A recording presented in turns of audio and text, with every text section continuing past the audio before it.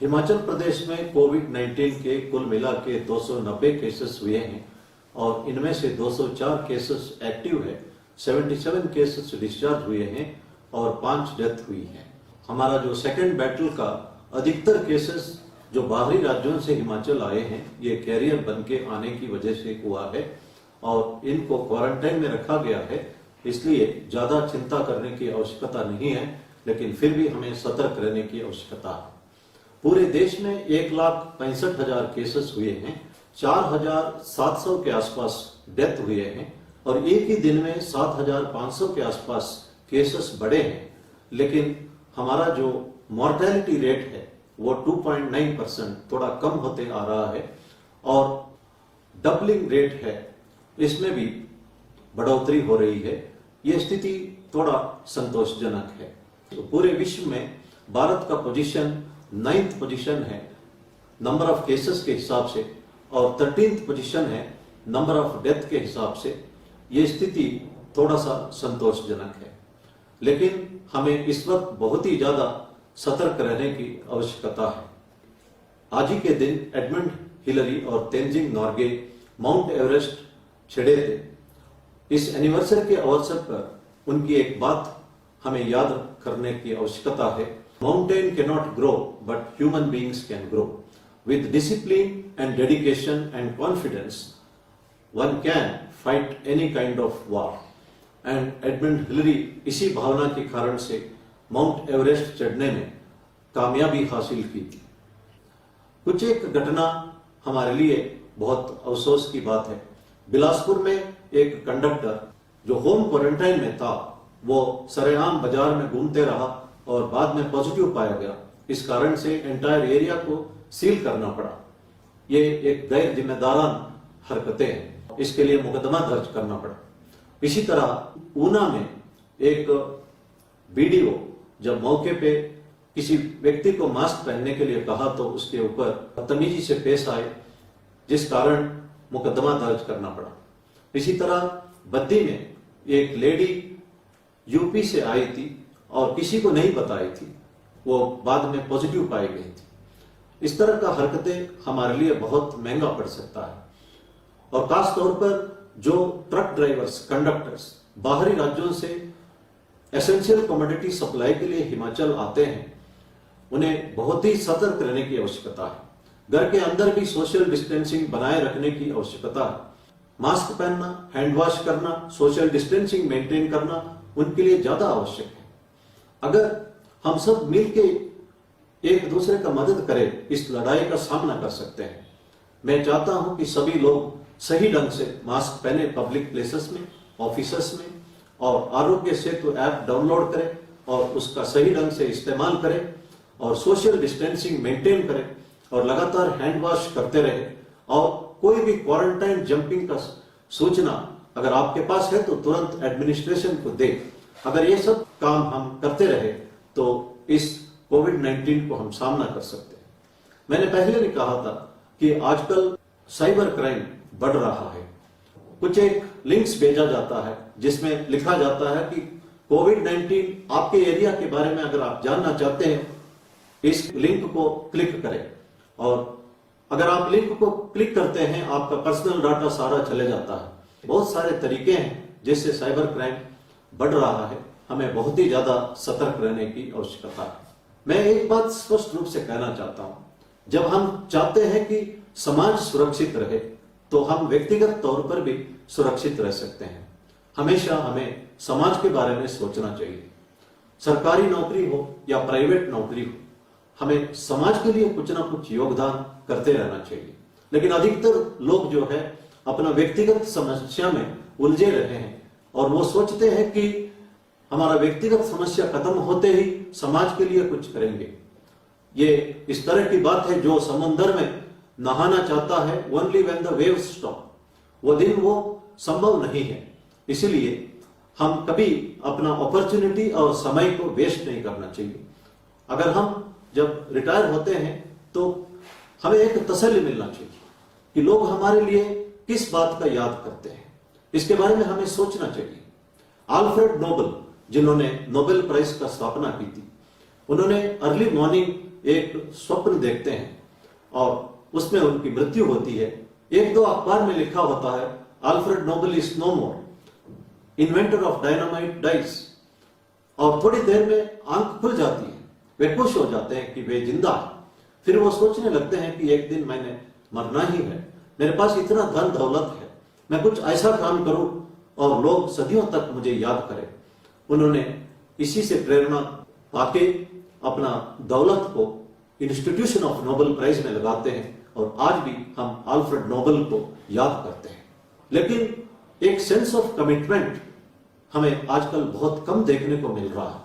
जब मैं विजिलेंस और एंटी करप्शन ब्यूरो में काम करता था, उस वक्त हमने कुछ टीचरों को अरेस्ट किया था जिन्होंने पढ़ाने के लिए बदलू टीचर्स रखे हुए थे।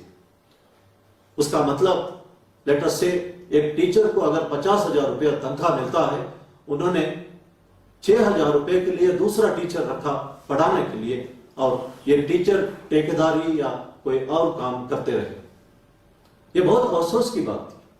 और बदलू टीचर के बारे में मेरा ज्ञानोदय उसी वक्त हुआ था।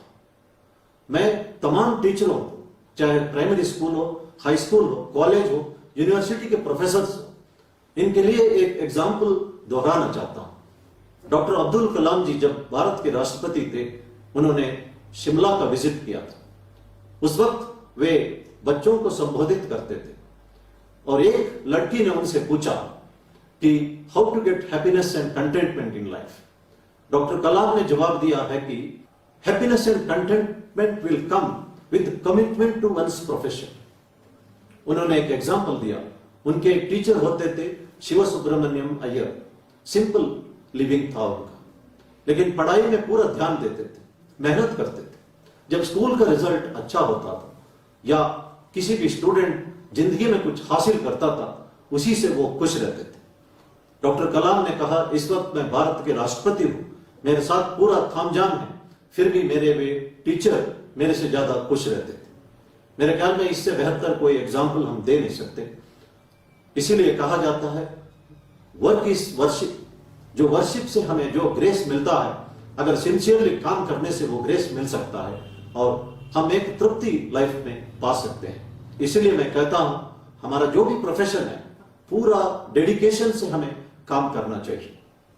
हमेशा हम पूरा दुनिया को बदलने के बारे में सोचना नहीं चाहिए। कोई भी दुनिया को बदल नहीं सकता except the person who has made this world. सिर्फ भगवान ही दुनिया को बदल सकता है। हम अपना लिमिटेड स्फीयर ऑफ एक्टिविटी में जो कुछ कर सकते हैं वो करना चाहिए। एक टीचर चाहे 5 स्टूडेंट्स या 10 स्टूडेंट्स का जिंदगी बदल सकता है, वो करना चाहिए। अगर हम कुछ लोगों को मदद कर सकते हैं, करना चाहिए। दुनिया के बारे में सोचने की आवश्यकता नहीं है। समुद्र के किनारे पे स्टार फिशेस आते थे। एक व्यक्ति उन स्टार फिशेस को उठा के वापस समुद्र फेंकता था। दूसरे ने पूछा, यहां हजारों हैं, माइल्स टुगेदर है, आप कितना फेंकोगे? उसने ये जवाब दिया कि अभी समुद्र का जो टाइड है रिसीड हो रहा है। एक स्टारफिश को उसने उठाया, अगर मैं इसको फेंकता नहीं हूं तो ये पानी के लिए तड़पेगा और मरेगा। और वो फेंकता है और कहता है कि it will make difference to this particular starfish. ये हमारी एटीट्यूड होना चाहिए। Let it be one individual, few individuals, हमारा योगदान होना चाहिए। और मैं कहता हूं कि चाहे स्वीपर्स हो, आशा वर्कर्स हो, हेल्थ वर्कर्स हो, डॉक्टर्स हो, नर्सेस हो, पुलिसमैन हो, होमगार्ड हो, हर एक का योगदान श्रेष्ठ होता है। उसको हमें सम्मान करना चाहिए। दिल्ली में एक कांस्टेबल अपना नाइट पेट्रोलिंग ड्यूटी सिंसियरली कर रहा था।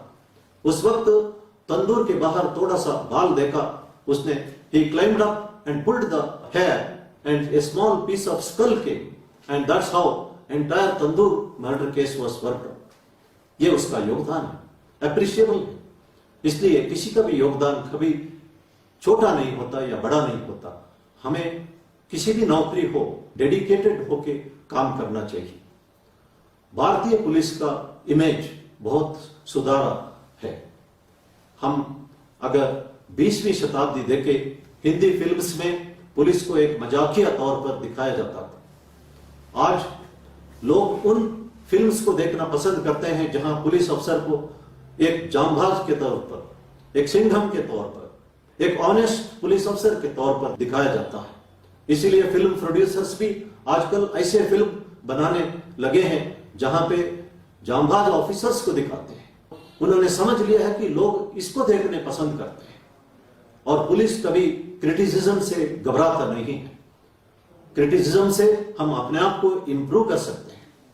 Otherwise we will be like a rusted iron. Gold shines more when it is hammered, the sandalwood gives more fragrance when it is rubbed. The Indian police has shined today. जब भारत के प्रधानमंत्री जी ने स्वयं कहा है कि भारतीय पुलिस का इमेज इस वक्त बदला हुआ है, यह बहुत संतोषजनक स्थिति है।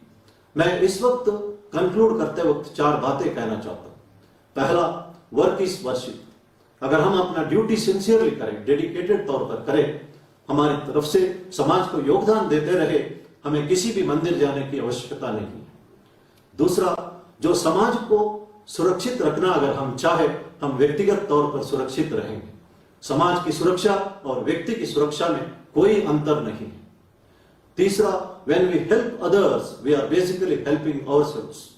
और चौथा, when we respect others we are basically respecting ourselves।